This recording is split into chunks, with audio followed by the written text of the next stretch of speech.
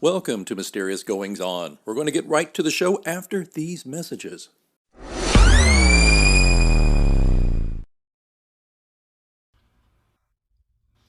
Would you go on a road trip with death? You'll notice the dramatic pause there for tension. But would you go on a road trip with death? Well, I don't know, but I do know that we have someone with us today who has written about that very thing, among other things. And he is Dario Cannizaro. Dario is an Italian-born writer, director, and all-around storyteller. He lives in Cork, Ireland, where he is currently working on different creative projects. Dario, I just think we could talk about so many things. Just the fact that you're an Italian living in Cork and the home of Jameson, by the way, I believe. So it is. Hi, Alex. Well, hi and welcome. Yes, and welcome, and it's good to have you. My next door neighbor immigrated from Cork about 20 years ago, and he's one of my dearest friends. That's how I know a lot about the Jameson. Have you been there? Have you visited the Jameson factory? He has, but being a Cork native, it's the pride of Cork in many ways, and he's still got family there. He goes back about every 3 or 4 months. But yeah, my good friend Tony, he's a Irish native, and so I've heard many stories of Cork. I have to ask before we get deeper into the other, how, why Cork? Yeah, that's a good one. So first off, I've been in Cork for 10 years now, and I've been to the Jameson distillery for the first time this month. Which is crazy, but I had my in-laws visiting and we wanted to do something different and we went there. And I think I'm going to go again because I love whiskey and this place is amazing. But anyway, so 10 years ago, I had a job in Italy and I was in sales. It was sales for a financial company, good salary, good benefits, the most boring thing ever. So, I'm a creative. So I was, at that conundrum where you earn good money and you have a stable job, but you're not happy, you're not having fun. Right. And it was at the same time, my wife, which at the time was my girlfriend, she was finishing her college degree. And so we were at that crossroad where you can actually choose anything. So I was like, you know what, I don't care. I've never worked abroad. I've been in Italy all my life. I want to try something different. So actually our first destination would have been San Francisco, California, because, I'm a bit of a, to put it mildly, hippie. Or a modern hippie, whatever you want to say. So I was always attracted by that city. It's very hard to emigrate into another continent for lots of reasons, legally, and family is far, so you don't want to do that. So we settled on, okay, let's go anywhere in Europe. And I started sending my CV out, and my wife didn't yet because she was, I'm just out of college, so I'll follow you wherever you will go, and then we'll go somewhere. So I was lucky enough to get, a couple of job offers around Europe, specifically France, and I actually got another one in Ireland, in Dublin, and then I got one in Cork from Apple. You know the company, I bet. I've heard a few things about them. Yeah, they do phones and stuff. Yeah, and I was a big fan already back in the days. So even I've never been to Cork, and I only had my interview via Skype at the time. I actually got offered a job there, and it was among all of them. It was the one that was paying less, and it was the one in the only city I've never seen in my life. But it was my wife. She said, yeah, but you like the company a lot, don't you? I'm like, yeah, I do. Well, let's go there. Worst case scenario, we change.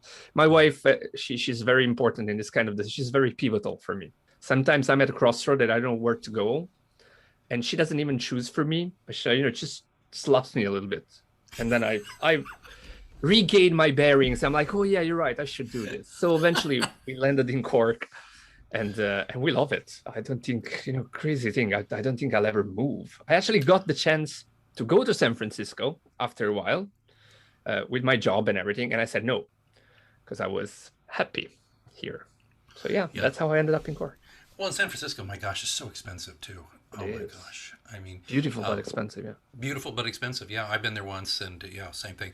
I'll be going to Cork down the road, and it's... Beers are on me if you drink beer. or Oh my! whiskey. I was just getting ready to invite myself to see you. What I was going to say, it's not that big. If I'm there in town, I mean, I can't. You can't act like you don't know me on the street. So there you go. Impossible. But yeah, beer's on you. I'm there. No, well, Dario, I'm just fascinated by that because I really do believe that where we write often informs so much of what we write. And if you don't mind, I'd love to just leap into your writing here. I Dead Men Naked, a novel. Let's go there for a minute. Not to actual naked dead men, but let's go to the book. So, was it written in Ireland or was it written in Italy?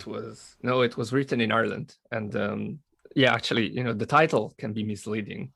It's not a necrophilia erotica, not at all. It's from a poem by Dylan Thomas. It's a verse from a poem, which is, and that shall have no dominion. And Dead Man Naked, it's a metaphorical nakedness, right? When you are in front of the end of times. Right. So I loved that poem, and I loved that quote, from the poem. So I was like, yeah, that's a great title, but it's a great title because I know the book. And if you don't know the book, and I have a very good friend of mine, this is an anecdote I always share. She bought the book on Amazon on the day of the release, and she sent me a screenshot of her phone. And Amazon sends you those alerts when you buy So she was like, your package containing Dead Man Naked has been shipped. Yeah. But I was in Cork, and I remember I had written other longer stories. I had written a novelette in Italian and many short stories. And I wrote some short stories in English, and I was, okay, I think it's time. I had this idea that I wanted to explore the concept of my mortality, because it's something I struggle with, because I'm like a pendulum. I oscillate between, I'm not sure God is there, and then I'm like, oh yeah, God is there. And it's always like this, right? So I wanted to explore this kind of concepts and the death and everything. And I remember staring at the blank page, like every writer, and I was like, okay, how do I start this? Because I didn't have a specific idea. The only idea I had is we have to meet death eventually, right? Right. And then I was like, what if I met her or him or whatever now? What would happen? What would I do? And that was the first idea. And then it started out like this, and it veered very soon into magical realism or urban fantasy, whichever you want to say. Because I was like, okay, maybe if we like we do with everything, if we anthropomorphize death, right? If we give it a human resemblance or human characteristics, maybe it's going to be easier to deal with it, talk with it. And that was the beginning of the story. Or if you want, the core idea, the core concept. And then what happened there is that I started writing, and it came out very easily, I have to say, which I was surprised. I had to stick to a routine, like waking up every morning at 5 or things like that, because I think it helps me. But the story is basically this everyday guy who is in love with poetry. He studied poetry, and he actually lives in San Francisco. So San Francisco comes back somehow. And he's out with his friend, and they're on a night out, drinking and having fun. And they decide to check out the weird guy that lives in the attic in their building. And it turns out it's death itself. And this creates weird things, of course. First of all, and spoiler alert, his best friend there dies on the spot. But it happens in the first chapter of the book, so I'm not giving out anything. And from there, Louis, which is the name of the main character, struggles to understand what's happening. So he doesn't know, did I see something? Did I actually see death? Did I see something else? What was happening there? And also he has to struggle with the loss of his best friend. So this is the feeling there. But because I don't want to write heavy stuff, if you want, I wanted to make it more lighthearted. That actually shows up. And he befriends Louis. And for reasons that I'm not going to explain, they will have to go on a road trip together to do stuff and to find the things that will make Lou's life better, if you want. And so it starts the weirdest road trip ever, with this normal dude who is in love with poetry and death itself. Oh my gosh, I love this.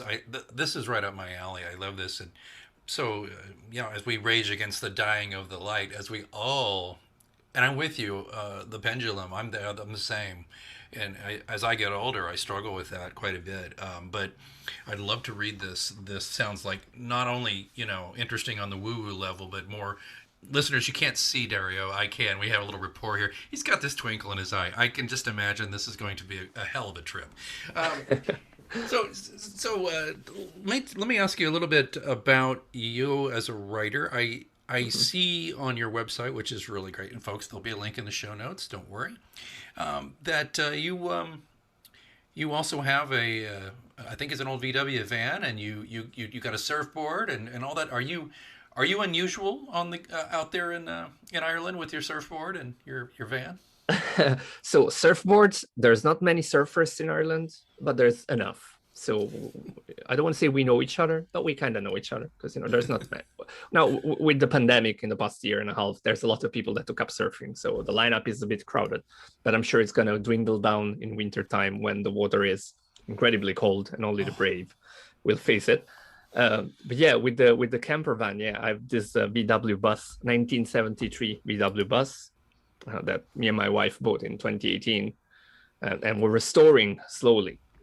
Even though this year I think we got to a point where we're actually enjoying it more than restoring it, which is great. But yeah, every time you go around, I think it's like I feel like it's a duty, right? mm, Because people wave at you when you go around with this kind of old school vintage cars, and especially the VW van. It has an iconic look somehow, and you would link it to the old hippies, Vjor, and that's for sure. And I said I am a hippie somehow, so I'm leaving it in a way. But the funny thing is that even kids, and this is something that it's crazy, kids, they don't have the cultural reference that we do, right?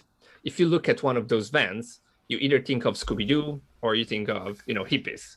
right. But for young kids, they don't know, they don't have this kind of reference, and yet they wave, they smile, they want to take pictures. So every time I'm driving, I also have to wait back and smile because I feel like, okay, I have to be the polite guy with the van, right? I don't want to be the rude one because it's an experience somehow. Right. So yeah, we go around, and actually we slept on the beach yesterday and woke up this morning and came back, Oh, which is nice. It's always beautiful. you've got a really rough life then, don't you? Yeah. Horrible, horrible. Well, just stiff upper lip now, struggle through. Uh, that's the reason it goes back to that question I had before we started talking more in depth about the book, is though the sense of place and how it informs your writing. So if you wrote the book and it's a big road trip book, you could drive from coast to coast in Ireland in a relatively short amount of time. Yeah, So I'm curious, how did all that work for you? How did that inspire you, or not? yeah, that's a great question. So I love road trips in general.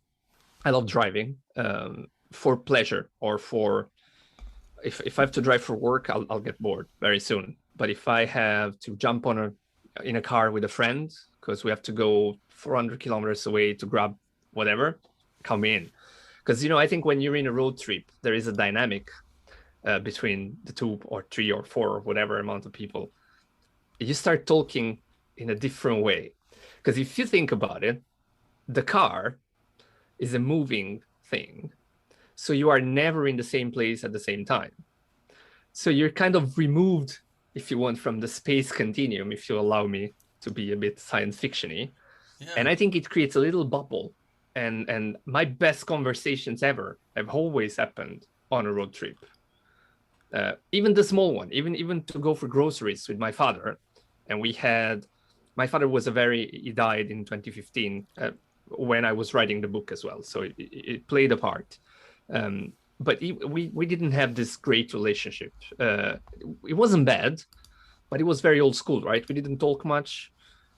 But I remember all the time when we were in the car, we would talk more than usual. We would touch deeper topics. And I think that stuck with me somehow. It started there when I was a kid, and I feel it with my friends as well. If I go around, when you're in a car, you cannot get distracted, right? And this helps. I think it helps. And that was a big part of why the road trip. But then, and in the year before that, or a couple of years before that, I started traveling for work, and I came to the US more than often, and for work, but I also always had time to rent a car and drive around for a bit. Very good. And you can say whatever. Now, I haven't been to Canada, and I haven't been driving long distances in Asia, maybe, but I think that United States of America are the perfect scenario for a road trip. You have this huge, incredible big roads, long distances, ahead of you. And I liked it. The first road trip I've done, it was with a friend, and we went from San Francisco. We drove down to halfway through the Big Sur, and then we cut down and we went to Vegas. And there is Vegas in the book, because I remember vividly going to Vegas, and it's gonna sound bad, hating it in a way. I was like, everything is fake, everything is weird, it's not a real city. And then I was like, how do people live here? I mean, what do the people that actually live here, right? Not the tourists. What is their life? So, I started wondering, and we ended up in just something. I've never been to a strip club, but once in my life in Vegas. But with my friend, we actually went on Yelp or whatever, I don't remember, to pick the worst strip club in Vegas. No. Because, we said, okay, we have to go where people that live here might go because it's cheap and it's, off the beaten road and things like that. So we ended up in this place, and it was a trip in itself. But I remember nothing happened. No, it's a strip club. They didn't even serve alcohol, and it was in the back of a video store, which was so weird. Oh, wow. And and I remember talking to some of the girls, because I was genuinely curious about their life. I was like, what brings you here? Why are you doing this? And so all these things, somehow got connected naturally. That of my father, road trips, the deep conversations, having to meet that, and they all got intertwined. And my love for poetry, right? Because I do love poetry myself. So I kind of gave this to the main character of the book. And it's a book that you can read on different levels. I think this is one thing that I really wanted to do. It didn't happen by chance. It was deliberate choice, where you can read the book and just enjoy the story.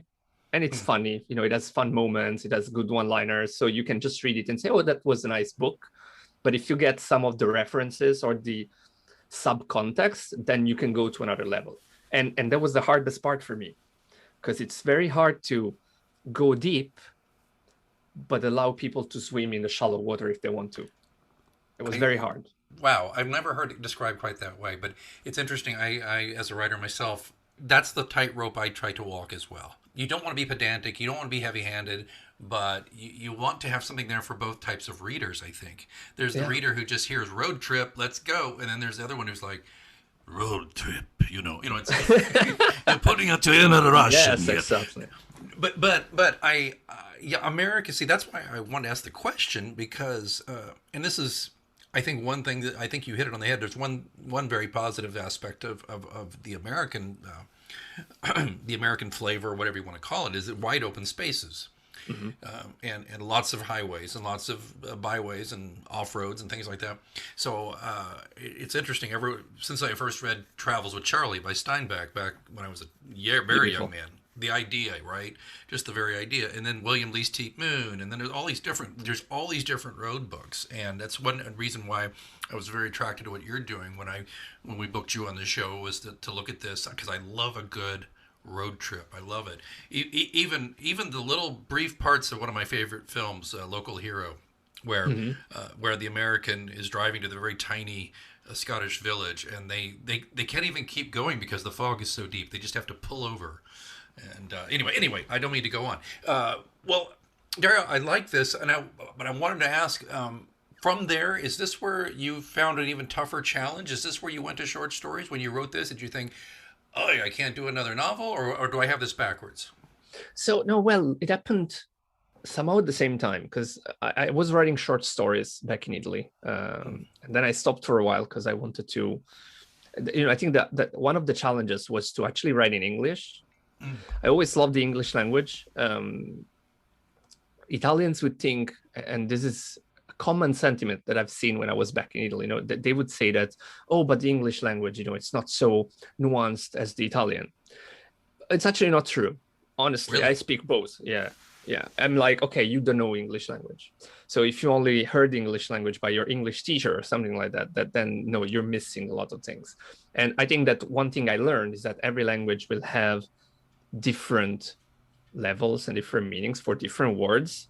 So much so that when I speak with my wife, we would switch between, it's a melting pot of Italian and English, right? Because sometimes we want to say something that it's only that gives that exact flavor and meaning, and it's all in English, and some other time it's all in Italian, and yada yada yada. There is a word, and I learned that back when I was a teenager, because there is a word in the Russian language, which is Tosca or Tosca, I don't know how to pronounce it, which is a certain type of melancholy for things that have not happened. It's a yearning, but you don't even know what for. Ooh, Beautiful, right? that's incredible. Yeah. Yeah, and that's the language. So I was like, if I want to write in English, it's not a matter of putting the word one after the other. It's understanding the nuances. Right. So before writing the novel, I started writing short stories, and having friends that were reading it, native speakers in the English language, that would tell me what do they think, and I would ask them questions like, okay, but here, what do you think about this passage and this other one and this other one? Up to the point where I felt comfortable enough to go, yeah, I can write a full novel, no problem.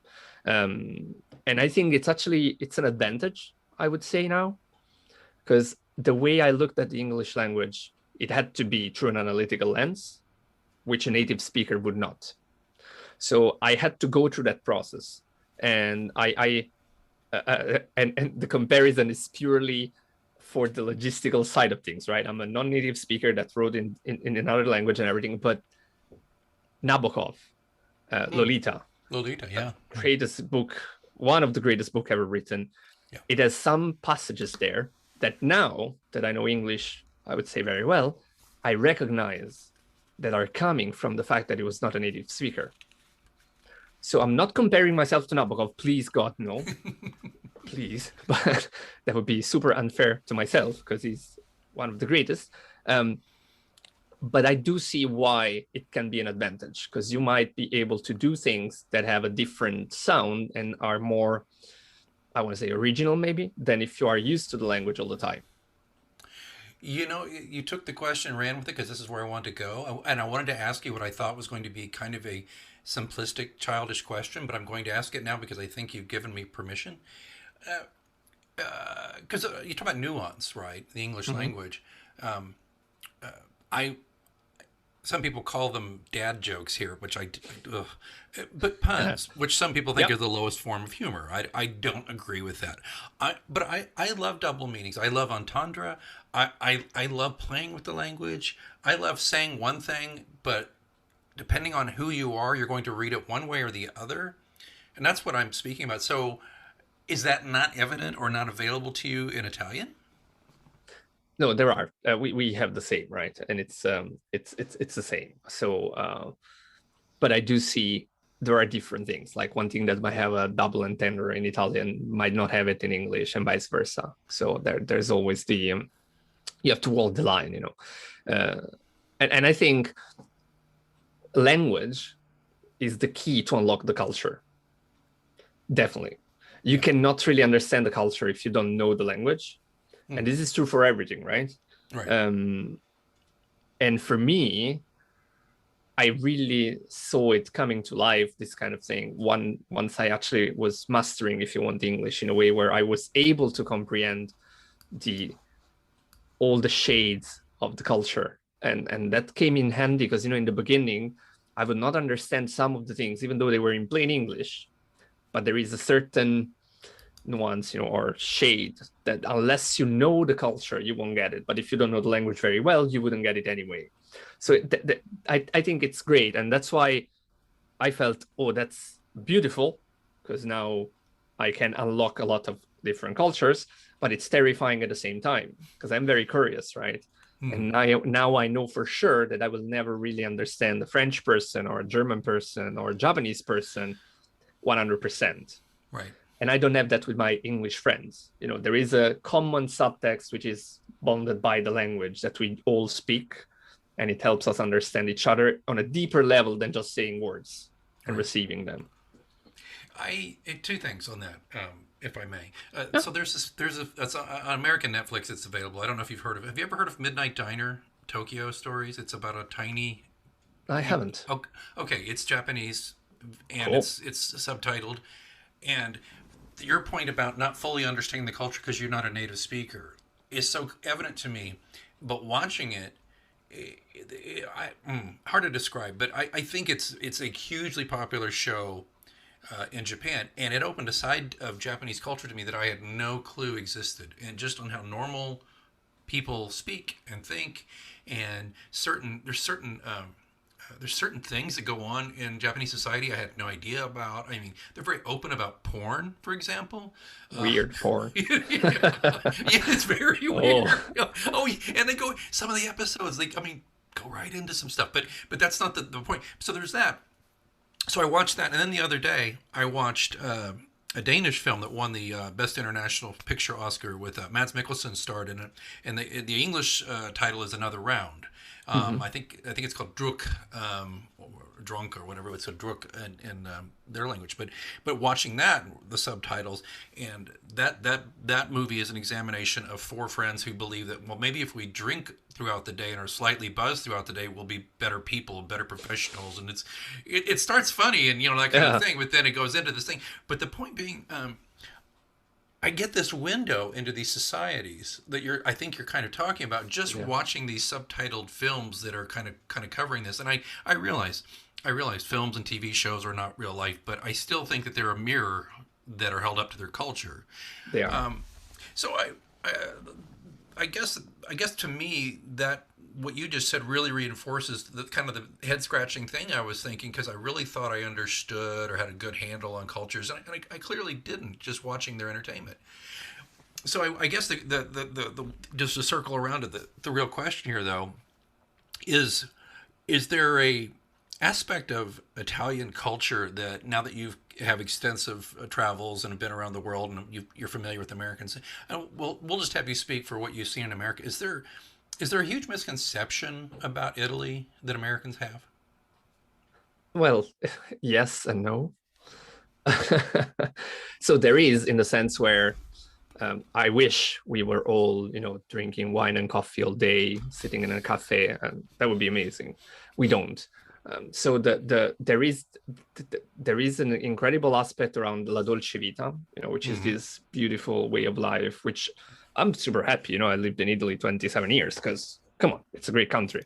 But it's also very tough because you can have this incredible wine and you can have this gorgeous food and yada, yada, yada. But it's also a culture that is very closed on itself, because Italians are very proud. I don't want to say arrogant. They're very proud of their culture for very good reasons. Tiny country, created a lot of incredible stuff. So I understand where it comes from.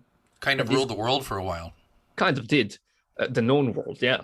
And but that that backfires, and I think if you look at it, it's backfiring for the USA as well, because it's kind of the decline of the Roman Empire in a way, because what's happening there is that you feel so I'm the best that you become blind to yourself. And I think in Italy, what I'm seeing from my friends and family, etc., apart from the few ones that are, if you want to say, I don't want to say enlightened, but that are more critical, because they are maybe struggling through the fringes. Because if you have a house and if you have a job, you probably don't even see the issues at hand, because you're so ingrained into the shouting and stuff that you don't even realize. But the thing there is, it's very hard. And I want to give you some examples, because it's stupidly enough, but pineapple on pizza. For me, yeah, go for it. It's pizza. Yeah. Eat whatever you want. It's pizza, right? I love, weird as it sounds, I actually love American food, because for me, it's the contamination. So I do a meatball marinara sub, which doesn't really exist in Italy. But I do it because I'm like, yeah, that's cool. This is, immigrants that were there in New York City and had to do tomato sauce, but they did it with onions because, they were probably, their mother was Polish or something. And this kind of thing, I love it. But in Italy, if you talk about pineapple on pizza, they're going to look at you weird. Or if you drink a cappuccino after lunch, they're going to look at you with a stinky eye because cappuccino is for breakfast. I think it happens in every culture.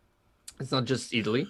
But I think we are very much focused on the fact, we're the best. We're so good. Yes. Yeah. Which we forgot that, no, guys, we have a lot of great things, but it's better if we look forward so we can actually keep being very good, at least. Then if you sit on your laurels, as they say, and you say, yeah, I'm the best, that's it. Yeah. And I think that's one of the big misconceptions, because people think Italians are all happy and happy-go-lucky and easygoing, but it's not the reality. There's a lot of hardship there. Right, or this horrible thought that going back to the old country and all the mafia and all that stuff, Yeah, which I think is frankly insulting to Italians. That whole culture, it that is. It thought, is. It is. Uh, And just for that point, which I didn't want to touch because it can open up a can of worms, but I'm from Naples, right? Originally, Napoli. So the home of Camorra, one of the most famous criminal organizations ever. And it is there. So it is true that it's there, but like it would be in any other big city, right? I'm sure yeah. there's mafia in New York City, probably run by Italians or Irish.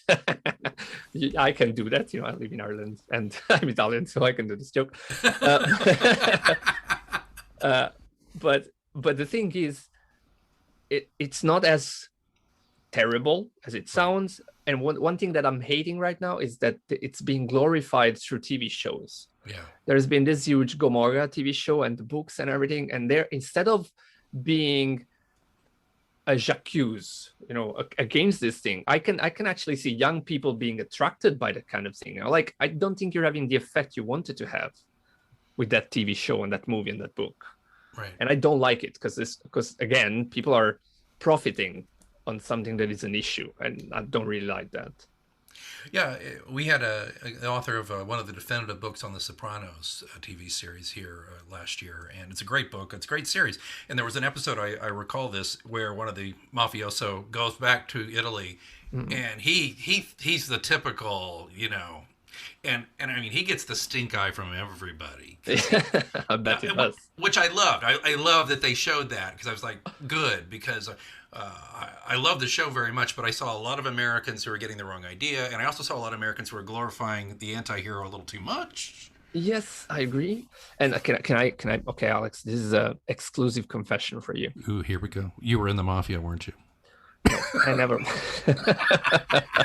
That's why I run to Ireland, of all places. Like what's Lilyhammer? Yeah. No, I never watched The Sopranos. Oh, well, I know.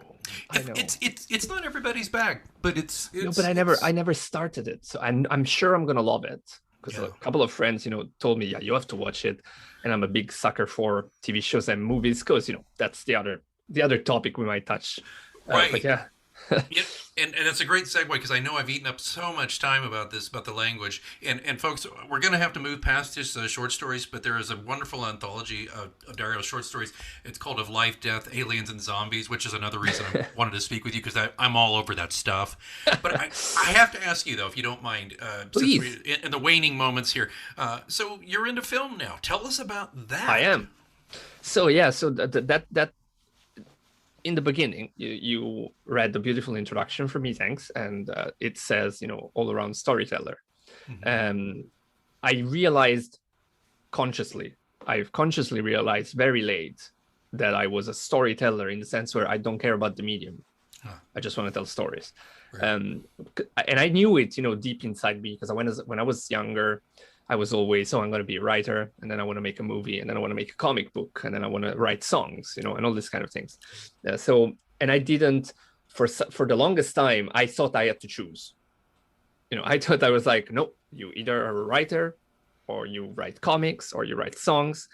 And that might be true in the purest sense, in the sense where maybe you will get, if you're incredibly lucky, you might get to do one thing.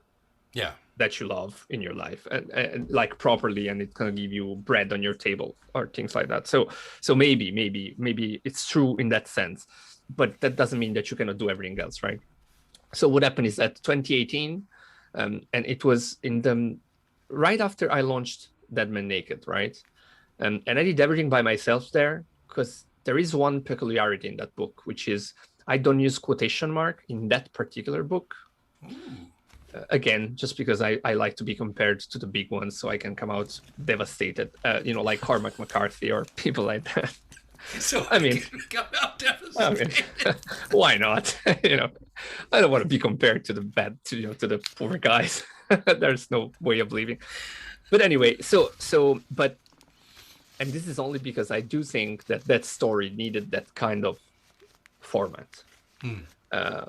I haven't had any complaint about the absence of these quotation marks, and I've been very careful.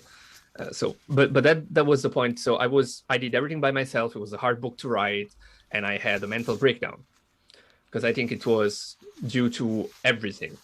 I didn't process the death of my father. I didn't process the fact that I was using a lot of energy to write this book, and so on and so forth. So I had a mental breakdown. I actually had a panic attack while I was at work. Oh my! And I never had a panic attack in my life. And if you ever had a panic attack, you know that the first time it happens, you think, okay, I'm dying. That's it. Yeah. My heart or whatever. So I thought I was dying. And it happened 3 days in a row. And then the doctor said, yeah, you have to go home and take some time for yourself. So I did. And I started, the first weeks were horrible anyway, because, when you go on this kind of sick leave, and I remember the doctor telling me, if you can go surfing every day, do, because it's a good way to have the heart pumping.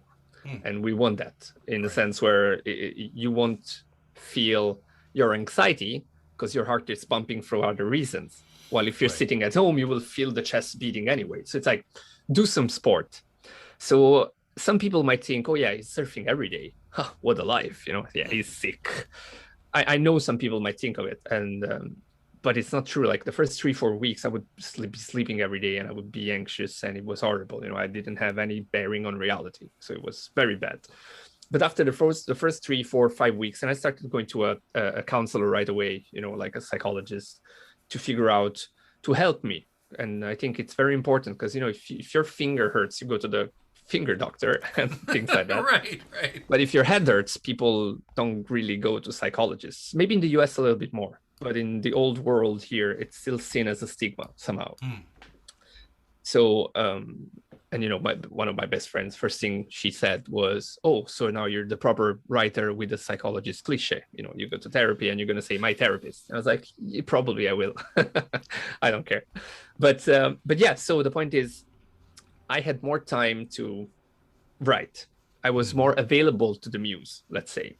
Because, when you're a writer yourself, sometimes you are doing other stuff and then you have the inspiration that is coming to you and you cannot act upon it, which is horrible for a creative person. But, that's life. At that time, I had all that I needed. And for just a twist of turn, I met a director and he was looking for a script. And I had a short story that I thought, you know what, this could actually work very well as a short movie.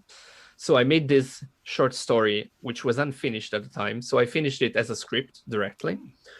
And I sent it to this guy. And he was like, oh, I really like it, but I don't have the means to make it yet, because he was a young director. I was like, okay. But he's like, but you should try, because I think it's great. So you should send it out and see what happens. So long story short, I met this director in LA through social networks. And he was like, oh, he read that script. And he was like, oh, I love it. I want to make it. It's great. So I was like, yeah, whoa, wow, incredible. Someone in LA, Hollywood. Yeah, I was already on the red carpet. And but then we started chatting with this guy. And he acted like a mentor a little bit. And he did tell me that if you want to see your story, like see with your eyes, right, on a screen, exactly the way you've written it, there's no other way. You have to direct it yourself. Yeah. Because no one will do it the way you want to. And then I was like, yeah, but I don't know how to do it. He was like, yeah, no one does. It's like, you have to learn. If you're really serious, you will learn. And of course, that's exactly the type of things that I love. I was like, cool, new things to learn. Let's do it. So I remember writing more and more scripts just to hone my skill in that particular way of writing. And then eventually I decided, okay, I want to make this script that I made first. I want to make it. Before doing that, I decided to make a shorter one, like an exercise, if you want. So I wrote that one, and it was just a dialogue, if you want. Dialogue-based, 6 minutes short, between a low-life gang member and his fiancée, and he brings home a gun. And guns are not very common in Europe, thankfully. Yeah. So it's a big thing, right? And she's like, what the hell, and they talk about it and the meaning of violence, yada, yada, yada. So I shot this one very small and short in my living room. I shot it there in February 2020. And then in March, I was ready to shoot the bigger short, if you want. But then COVID hit. So I never started that one. The good thing is that the first one that I made, the exercise, ended up to be a little bit better than I expected. So I enrolled a friend to make the score. He's a very good composer. And he made the score for me, and we sent it to a couple of festivals. It got into a couple of small festivals, which was for me a great result for a first try. It's called Trigger Warning. It's not openly available yet, but I'll put it on YouTube, I think, by the end of 2021. Because for me, I don't, it's nothing. I'm very critical with myself, so I don't think Trigger Warning will ever win a festival. If it does, there's something wrong with the festival. But it's a nice one, so I'm gonna release it into the wild like everything with art. But in the beginning, when you send it to festivals, it has to be you cannot be public, right? So I had to keep it private for a while. But the good one is actually, going back to Japan, it ended up in a small indie festival in Tokyo, where it was nominated for Best Writing, and the actress won Best Actress. Hey. So it was nice. Yeah, I know, right? Small victories are big enough for me. I was very happy to hear that. But then now that COVID is, fingers crossed, going away, let's say, I will resume with the film making. So I will make The Last Contract, which is the one that I set out to make first, which is a story about an Irish not serial killer, an Irish hitman, which is hired by an old man to do a contract on a guy that is actually dying in a hospital. So it's a weird situation there. And then after that one, I have another one in pipeline, which is about the devil himself. And this is going to be my trilogy of short movies that is going to serve the purpose to actually raise some funds for a proper movie that I want to direct, that I already written. I think the title is going to be Wait for Me, I think. Not sure 100%. But it's about, it's funny because we talked about mafia a bit. It's about two rival families in Ireland. So one is an Irish family, and the other one is a Japanese-Russian family. So it's complete work of fiction, right? There's no such thing as a Japanese-Russian mafia in Ireland. Not that I know of. If I'm dead, you know why. But and basically there are things that happen. But the way that I wrote, and the script is ready, and I will actually, if you want to read it as a super preview, I'm going to send it to you. Oh, please. Thank you. Yeah, it's going to be fun. So you can give me notes. But it's very much, I want to say, very Quentin Tarantino or Guy Ritchie or, this kind of crime comedy that I want to do. Lock, Stock, and Two Smoking Barrels is one of my top 10 favorite films. Beautiful movie. And of course, beautiful Tarantino. Film. Yeah. But those are, Dario, you... And I hate to do this because we've gone long here, but I've enjoyed it so much. But please send me that script. But I will. I am fascinated. I love your take on things. Thanks. I'm really. I love all the. Well, it's just the niche that you're writing about and all that stuff. And I love this stuff. And cool. I'm so happy I got a chance to meet you. And I would just like to say there's an open invitation. You come back when the film's closer to ready, or if you got some updates, we'd love to have you back. Do send me that screenplay. But I'm going to give you the last word. I'll ask you a question, and then I'll let you have the last word with that. Where does everybody else go to find out more about you and your work? Thanks, Alex. So you can find me on social networks, right? So I have a website, which is www.dariowrites.com. And from there, you can go anywhere else. But I'm on Facebook with the same handle. I'm on Twitter with the same handle. And I'm on Instagram with the same handle. However, I'm very old school. So if you write me on Twitter or Facebook or Instagram, I'll probably see it in 2 weeks. But if you want to write me, emails are nice. So if you go on my website, you can find a way to contact me there, but I will answer on all the others as well. And of course, at the moment, you can buy my books on Amazon in your country. Dario Cannizaro, I would go on a road trip with you and Death. I would love to ride shotgun with you guys. I tell you, that would be cool. Yeah. Well, there are beers in our future, I bet, when you come to Cork. And Absolutely, absolutely, Dario. Thank you so much. thanks, I know Alex. we just scratched the surface, and we'll get you back. But again, that's DarioWrites.com. Go to mgopod.com for the show notes. You're not just going to get your usual show notes with one link and adios. You're going to get pictures of this handsome man. You're going to get pictures of his book cover. You're going to get links. And I don't know, if he's got something on YouTube, I'll find it and put it on there. I'm just kidding. He probably's like, no, don't do that yet. But anyway, Dario Cannizaro, thank you for joining us here on Mysterious Thanks, Alex. Goings On. It's been a pleasure. This episode is brought to you by Spotify and Anchor, your source for the best in music, podcasts, and more. You can also be someone who helps bring more to your life with Mysterious Goings On by being a listener supporter. Please click on the link in our show notes and you will be offered 3 tiers for support. We have a 99-cent per month tier, $4.99 per month, and $9.99 per month. You can buy it with Google Pay or use with a credit card instead. This helps keep the show going. I could use your support if you really enjoy Mysterious Goings On, and lots of you have since 2016. We'd love to keep going, and some listener support like you would be very, very helpful to me in keeping the show moving right along there. So, as I always say at the end of every show, keep reading, but also keep listening, and please consider supporting Mysterious Goings On.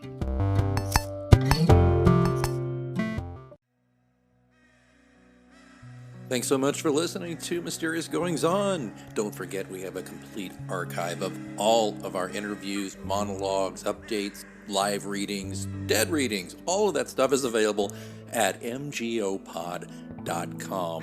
And of course, don't forget to subscribe to us so you never miss an episode. We're on Apple Podcasts, Spotify, all the usual suspects. Please join us there.